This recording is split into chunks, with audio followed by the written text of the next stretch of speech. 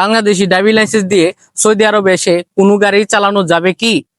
আরেকজন ভাই প্রশ্ন করেছেন, আমি সৌদি আরবে এসে বাংলাদেশি ড্রাইভিং লাইসেন্স না থাকলে আমি ড্রাইভিং লাইসেন্স বানাতে পারবো কি? আরেকজন ভাই আমাকে বলেছে যে আমি লেবার ভিসায় এসেছি, এখন আমি ড্রাইভিং লাইসেন্স বানাতে চাই, আমি সৌদি আরবে এসে ড্রাইভিং শিখেছি ভাই ব্রাদারদের মাধ্যমে। এখন এই সব প্রশ্ন কিন্তু আপনাদের মাথায় সবসময় থাকে। যে আমি আজকে খুলাসা করে দিব, আপনাদেরকে বলবো যে কোন ক্যাটাগরি দিয়ে কি করা যায়। হঠাৎ প্রথম লাইন হলো বাংলাদেশি ড্রাইভিং লাইসেন্স দিয়ে সৌদি আরবে এসে বর্তমান সময় আর আগের সময় যে কালেই হোক কোনো সময় গাড়ি চালানো যায় নাই, যাবেও না।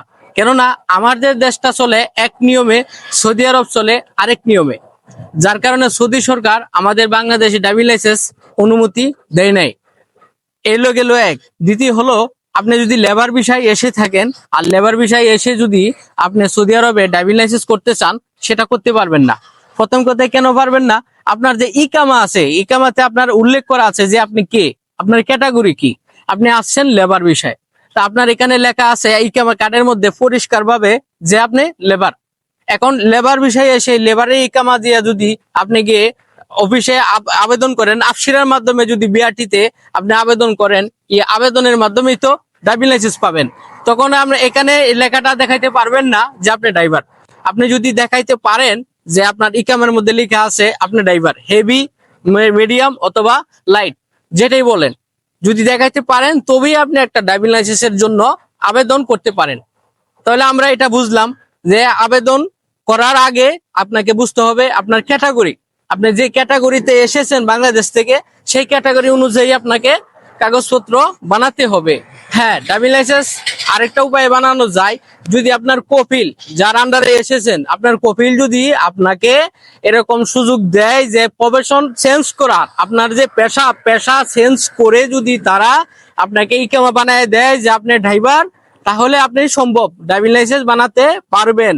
কথাটা সত্য না মিথ্যে আপনারা যাচাই করে নেবেন। কোথায় যাচাই করবেন? আপনাদের যদি ভাই ব্রাদার কেউ থাকে সৌদি আরবে বা বিভিন্ন কান্ট্রিতে, আপনারা যাচাই করে দেখতে পারেন যে আমি কতটা সত্য কথা বলেছি।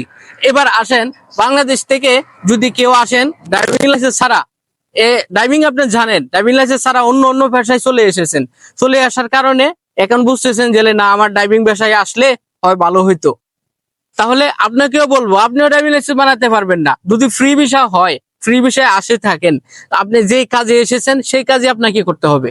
ফ্রি ভিসা আসলে ড্রাইভিং জানা থাকলেও আপনি ড্রাইভিং লাইসেন্স করে কি করতে পারবেন না, গাড়ি চালাতে পারবেন না। হ্যাঁ, আপনার পার্সোনাল একটা ড্রাইভিং লাইসেন্স বানাতে পারেন, সেই আপনার যে ক্যাটাগরি হন।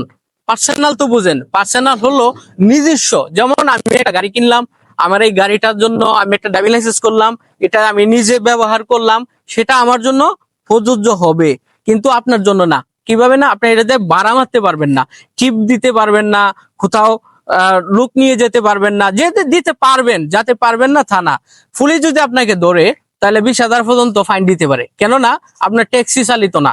যারা ট্যাক্সি চালায় তারা ফ্রি ভিসায় আসে, তাদের ক্যাটাগরি থাকে, তাদের ইকামাতে লেখা থাকে ট্যাক্সি ড্রাইভার। বুঝাইতে পারছি তাহলে আমি কথাগুলো? তাহলে এবার আসি অন্য আরেকটা সাবজেক্ট নিয়ে। আমরা যারা বিদেশে আসতে চাই, বাংলাদেশে গাড়ি চালাই, বিদেশে আসার জন্য অনেকেরই স্বপ্ন রয়েছে। আপনারা সহজে আসতে পারবেন।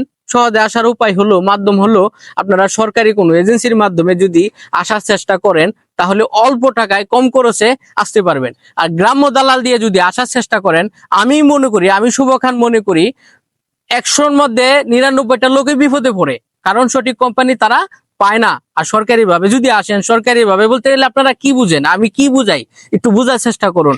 সরকারি ভাবে এই না যে আপনি ফ্রিতে বিনামূল্যে আসবেন, এরকম না।